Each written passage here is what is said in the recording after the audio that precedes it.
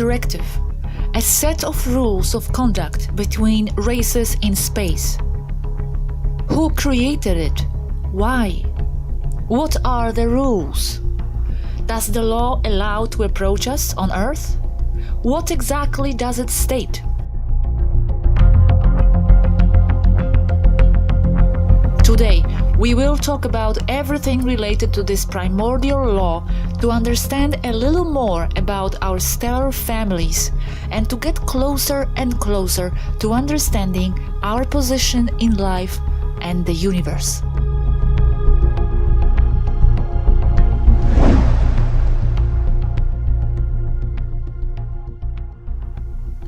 Hello Swaruu, I'm so happy to be talking to you again. Thank you. I'm happy to be here with you also. Before, I would like you to maybe first introduce yourself a little bit. I just realized we don't know so much about who you are exactly. Everybody here has their own official roles and titles. I don't really, at the moment. You can call me a guide behind the leader. Okay, thank you very much. Now, let's talk about the Prime Directive. Where did it come from? Who created it? Prime Directive was created as part of the primordial laws and rules when the Federation was created, some 850 to 900,000 years ago linear Earth time. It's a set of rules to avoid or stop a stranger race from interfering unfatherly upon another civilization in a lesser state of development, be it intentionally or by accident. What federation? What is it? The Federation is a group or a cooperative organization of now close to 500,000 races and civilizations. It was created as the result of the need to cooperate and form an alliance during the time of the Great Expansion, when countless races, including ours, were being exterminated by the Orion Council and its members, mostly reptilian in nature. Orion Council are the reptilians? Yes, back then Orion Council was completely negative. But now, almost 2 million years after it was created, the original leaders of the Orion Council have evolved into kind and positive beings that are our friends and aiding Earth's ascension and liberation. I am talking about the Supreme Reptilians, the Alpha Draconians. So Alpha Draconians are now positive, yes? Not all, but most, at least in this quadrant of the Milky Way. Note that Draconians are one species and Alpha Draconians are a different one. Okay, let's put that aside for now.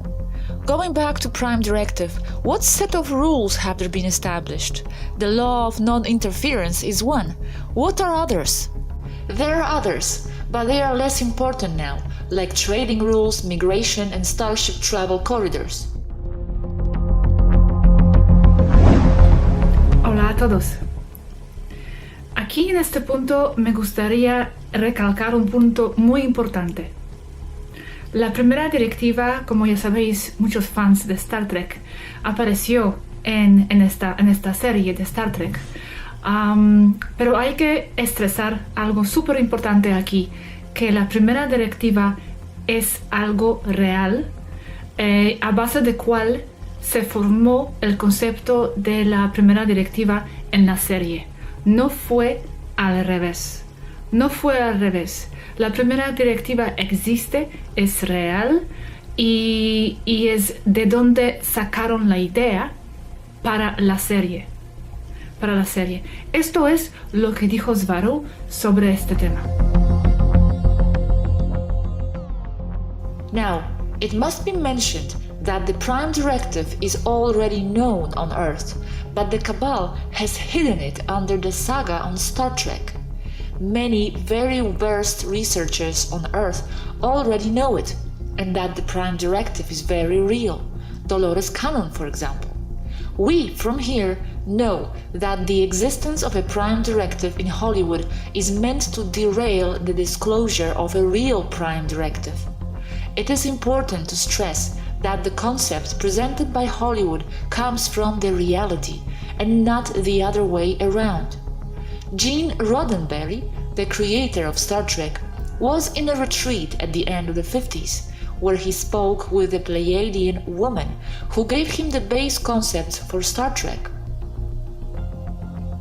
Later, the same Leonard Nimoy, who is the actor in the series with the role of Spock, admitted that some very strange people explained all this to him and told him that the series films were implemented to train and control the image of the Federation and of the ETs in the eyes of the public. The elite promoted it because it gives the public a fantasy, but similar to the real Federation. This under the premise that they hide everything in full view for esoteric, metaphysical, and karmic reasons. It's just how the Cabal works. They must say everything to people, and they do, but they do it with mind control, so that people interpret everything differently. And this is not only about Star Trek, but at all levels of society. The Cabal must tell the people all their plans, because that way the karma, negative karma, is on the people and not on them. Okay, you said they must tell everything to people. Why do they have to do it? Who obligates them? The metaphysical laws that they observe, which are also related to the laws that other races observe, and that are directly related to the Prime Directive. But the elites modify them and twist them for their own purposes. Who sets all this in motion? Metaphysical laws, karmic laws, etc. It is very old, and it's coming from the other side, the spirit world, and it applies to both the real 5D matrix and the 3D matrix incarnation games. They are both tied to one another, the physical laws like the Prime Directive and the metaphysical laws. The Prime Directive is based on metaphysical laws.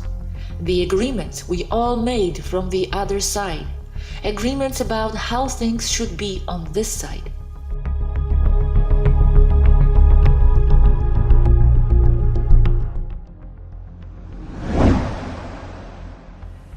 Tenía el honor de poder leer este documento. Swaruu me lo envió traducido y aquí os puedo revelar, os puedo compartir con vosotros qué es lo que dice esta primera directiva. The Prime Directive is to serve as a moral, ethical, legal template and guide. The Prime Directive is immediately applicable to all cultures in any planet that have not yet achieved interstellar travel capacity and has not established an organized continuous relationship with an evolved external interstellar culture. Nothing within these articles of the Federation shall authorize Federation personnel to intervene in matters which are essentially of the domestic, local, or private jurisdiction of any planetary culture or social system, or shall require the members to submit such matters to settlement under any articles of the Federation.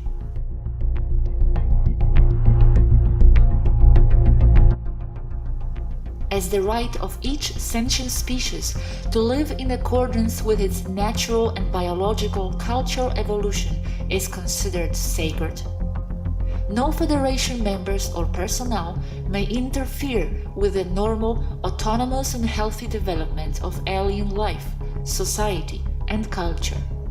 Such interference includes introducing superior knowledge, strength, or technology to a planet or world whose neighbors and society is incapable of handling such advantages wisely, judged on their present level of spiritual, moral, and technological evolutionary level.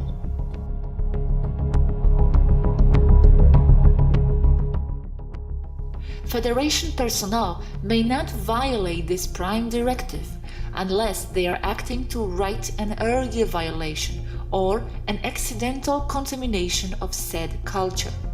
This directive takes precedence over any and all other considerations and carries with it the highest moral obligation. The Federation cannot expose an evolving species to technology that the species has not yet discovered or is currently capable of developing and using.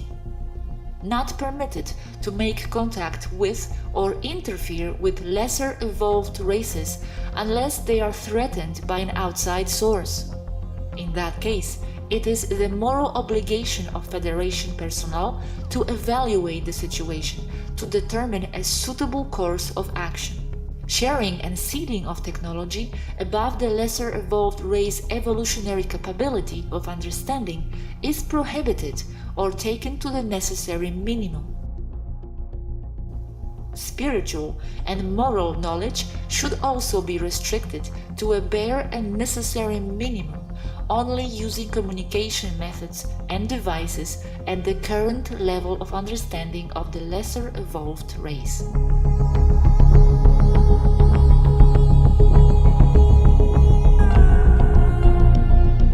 It is forbidden to interact or communicate with any native resident of a lesser evolved planet or culture using any device, appliance, machine, tool, weapon, or invention representing an improvement upon the science and technology already in existence upon said planet.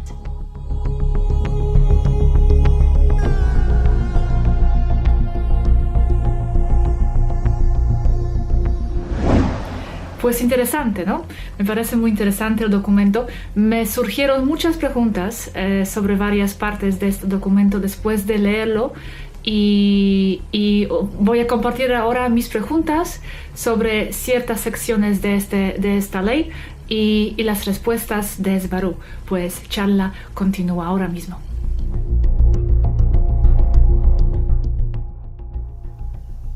I have a big problem understanding the point in the directive about non-interfering in our matters when it is clear that the ET races have been here before, teaching, sharing, giving technology, inspiring, and some even manipulating our genetics. So how does it fit with the law? Manipulating genetics happens all the time, so set that apart for now. Sharing technology and teaching is done with tricks to get around that directive. One of those tricks is this one, as right now with you, as I am giving this information to someone that is not really of human origin, and I am using technology that is native to the planet. I, and we, must also admit that the Prime Directive has not always is observed. So influence and direct contact has taken place. Example of this is Rachel of Temer, face to face trying to talk sense into President Eisenhower. Okay, now I have a question about another part of the document, please. It mentions as the right of each sentient species to live in accordance with its natural and biological cultural evolution is considered sacred. However, from my understanding and from what you told me, our evolution here is not our normal cultural evolution. We have been imposed this particular rhythm of events, so to speak. We have been trapped against our will and natural evolution. Is that why also some of you feel it is okay for you, for example, to talk to us directly, like we are doing now? Because it could be viewed as a kind of interference otherwise, no? You are correct. And that's also one of the most important legal justifications for our forces to be here too, helping to correct the problem. The problem is that things are not as simple as they may seem or look, because at one level, people are being manipulated by an intellectually superior race, in inverted commas, that is toying with Earth people. But at another deeper level, souls are incarnating there precisely to have that experience, as a test to find their way home despite the manipulation, to remember who they are, to beat the manipulators at their own game, etc. Yes, I understand. There are a number of souls here coming for so many different reasons, and in some cases, they want to experience the squeezed experience. Also, it ties in with what we were talking about earlier. On a deep metaphysical level, it's the consciousness' own creation. To what degree are things in life, including matrix, imposed, and to what degree are they self-imposed? And even the experience of being imposed could be self-imposed. It's very complex. Yes, very complex. I believe that it was imposed at first, but then the starseeds came in and are now altering the matrix from the inside. So that part is self-imposed. Especially because some starseeds go in there to undermine and change the system from the inside, but others only go in for the personal experience. So don't expect those to wake up anytime soon, by the way, as they love the experience. Pues sí, este punto aquí es bastante complejo a entender y después poder tomar buenas decisiones.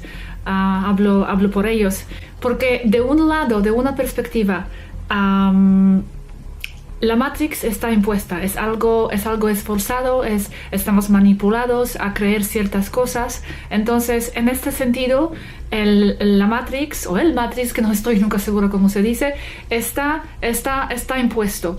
Estamos bajo de control de este Matrix artificial. Y por cierto, voy a hablar de esto muy muy pronto, de Matrix 3D y de Matrix de los reptilianos, también dentro de 3D. Pues por un lado es algo impuesto, pero por otro lado, desde el nivel desde la conciencia más amplia, desde el nivel aún más elevado, donde la conciencia creadora manifiesta toda la realidad, y hablaremos de esto también, muchos temas a hablar, desde este nivel, podemos decir que todo lo que estamos experimentando y viviendo es por nuestra propia voluntad. Es que la conciencia puede ser que ha autoprogramado ciertas experiencias, incluso las experiencias que pueden parecer negativas y impuestas por otros seres. Por eso ellos, estando ahí en la 5D, donde tienen la visión más amplia de todo esto, de todas las leyes metafísicas que están atrás de toda la realidad, ellos ahí pueden ver que no es siempre tan fácil decidir cuándo, por ejemplo, pueden interferir y cuándo no. Nosotros aquí nos parece blanco y negro, negativo o positivo. Estamos muy divididos en la manera dualística. Pero desde ahí, ellos tienen la visión y la perspectiva más amplia.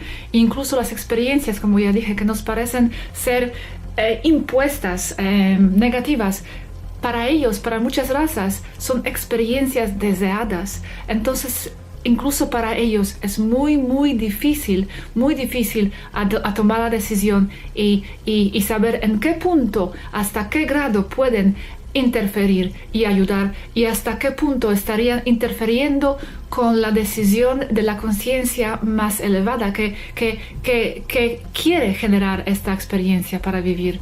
Entonces hay que reconocer que están en la situación muy difícil, están juzgados siempre por todos los lados. Entonces tenemos que tener un poco comprensión para la situación. El juego de Matrix es un juego, pero en otro nivel. Hay otro juego, hay juegos dentro de otro juego. La Matrix nuestra está dentro de otra Matrix. Incluso ellos mismos también lo admiten. Swaruu me lo dijo, que la 5D también es otro nivel, otra capa de Matrix. Aún están más cerca de la fuente, pero es en alguna manera algún tipo de otro Matrix, y también hablaremos de esto. Entonces la situación es muy compleja y hay que entenderlos, porque no siempre parecen interferir como lo desearíamos desde nuestro nivel del juego. Ahora seguimos con más, porque aún hay más.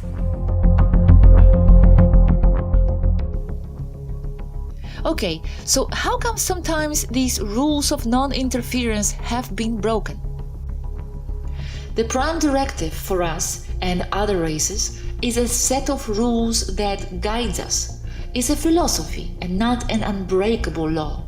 It is flexible and you can skip the given law under full responsibility of those who make the contact. We see the Prime Directive only as a guideline, a philosophy, not a dogma. It can be broken. Under what circumstances can it be broken?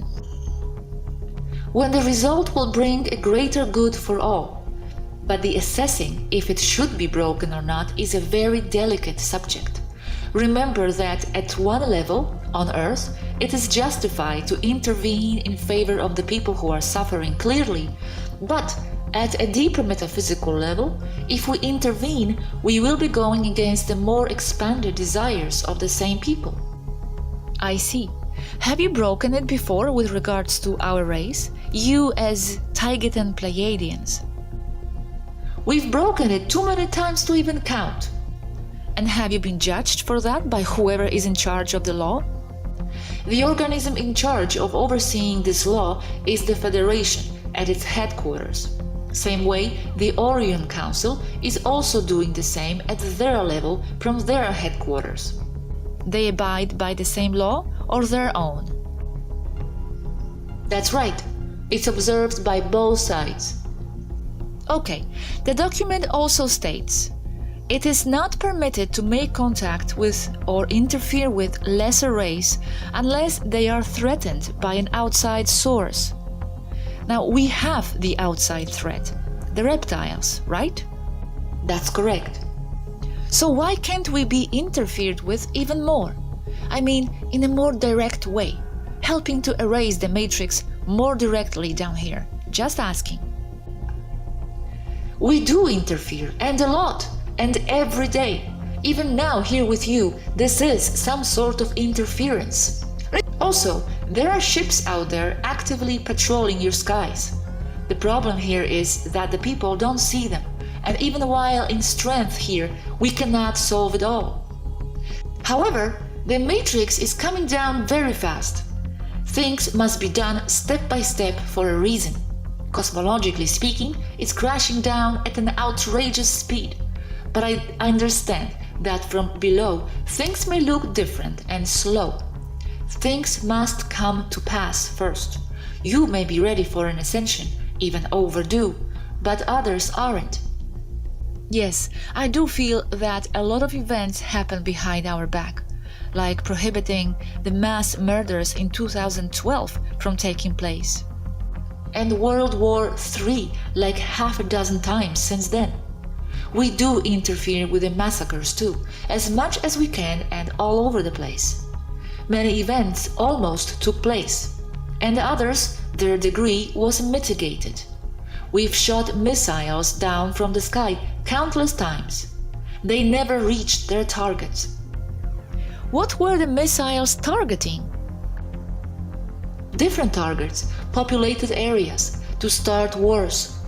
The most recent one was stopping a missile in flight heading towards Hawaii just last month. It was supposed to start a war with North Korea. Who was it sent by? By a US submarine under the reptilian Cabal control. But the fact is that we cannot make the bulk of the humans on Earth think we did it all, or we will be seen as saviors again.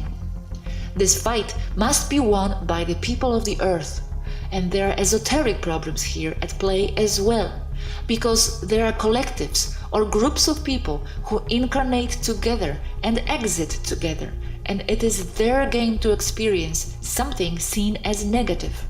So we cannot interfere many times. The problem is understanding and assessing when we can and when we must not interfere. It is never an easy task. Sometimes, yes, it's quite clear, but others it's a big debate. And many times we do have a timing pressure against us, so we do have to take split-second decisions. Mainly the fighter crews have to, like to decide to destroy the missile or not. Okay, and thank you then for all you do. I guess it's just that most people here are not aware of it all, and they go through a lot of suffering on different levels, and they would like to see your more open involvement. There is a lot of cruelty here and pain. Most of the people suffering there are not real. They are a program to instigate an emotional response upon the real people. Wow, that's a strong statement. I so want to go into the subject of non-real people sometime soon. Real people do suffer, but they go in there with a script, and that is controlled by them before going in there, and it states clear limits to suffering. Each one designed their script carefully and for personal reasons. And it's fixed unless you decide to go out of automatic life mode, as most are in, and take control over everything you want to experience there, jumping script to manual mode. Why would they want to experience something cruel and horrific? Why would any soul want to experience that? Because from the other side, you do see things differently, and it also depends on the point of view of the races incarnating. It may be a horrible experience for you or for us from our point of view, but just a wanted experience from the point of view of others. It's hard to accept, but it's the truth. Some souls do come in with a plan of this sort, and actually we are against these plans because it helps to perpetuate the problem and a lot. They also damage others in the way. But this is above us and our jurisdiction. But pain is pain though, no matter what perspective you are looking from, isn't it? I'm afraid not. It's pain while in 3D. It's an experience from another side, a wanted experience. Pain and horrible experience is only a subjective point of view we agree on. Yes, but you do feel it. The experience is real. Yes, the experience is real because you are real.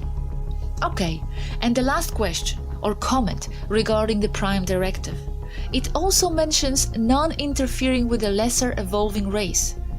But when the 3D was placed, and we will explain that in next chapters, we were not a lesser race. We were the descendants of the Lyrians. So we are not the lesser race. The 3D was placed artificially. So we are not in the natural evolving society. Therefore, your so-called interference is justified. Right, and that's also why we do interfere, because you are an artificially lesser race, placed there by others. Yet, from a higher point of view, it is also by choice, because from the higher realms, everyone agreed on experiencing what they go through right now. They are ultimately no victims here. It is a mind bender. It is, and I am beginning to understand more and more the complexity of the situation. Thank you, Swaruu. We will take a pause right now. Thank you so much. Thanks to you, and we will talk again soon.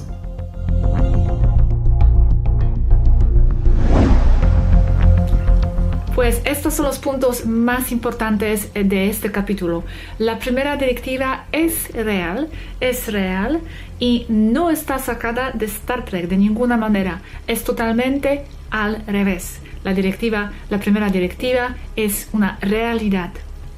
Segundo, las interferencias sí que ocurren, porque siempre la gente dice es que no están ayudando, ¿qué están haciendo? Están haciendo muchísimas cosas de cuales no nos enteramos. No necesitan nuestro crédito. No piden ser reconocidos por su trabajo en este momento. Lo están haciendo atrás de nuestras espaldas. Y en nuestros mundos, en nuestras vidas cotidianas, no nos enteramos de esto. Otro punto muy importante, que la ley no es una ley estricta, cual no se puede romper en ciertos casos. Es flexible, es guía y es una filosofía a seguir. No es una ley de ninguna manera súper fija. Pues espero que os gustó este video.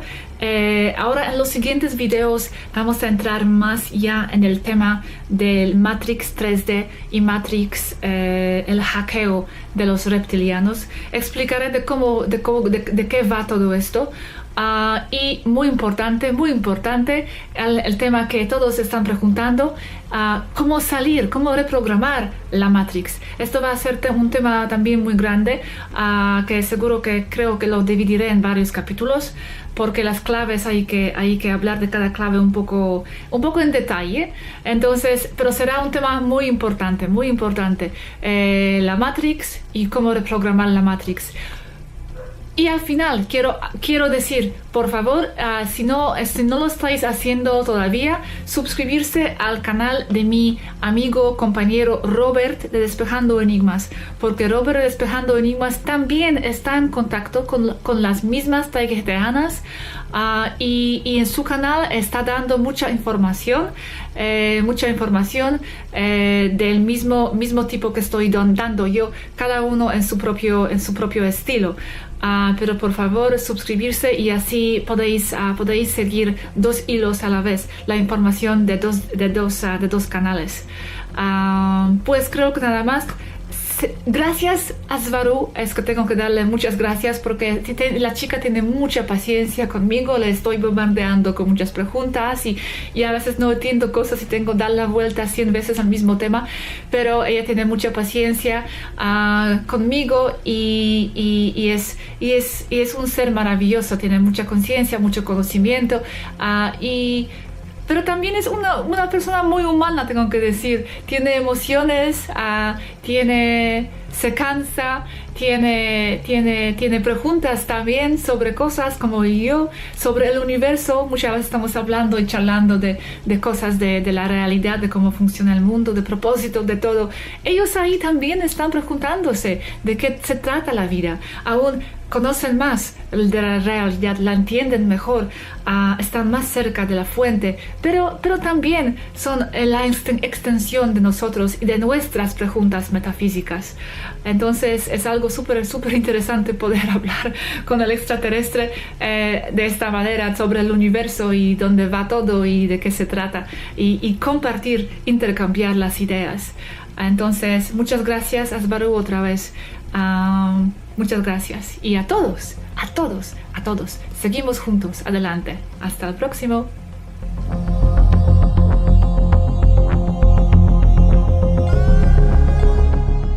I want to give thanks to Swaruu, Asket, Aneka, and all the Taygetan team for dedicating their lives to liberate the human race on Earth from the oppressors. Special thanks to Mayani.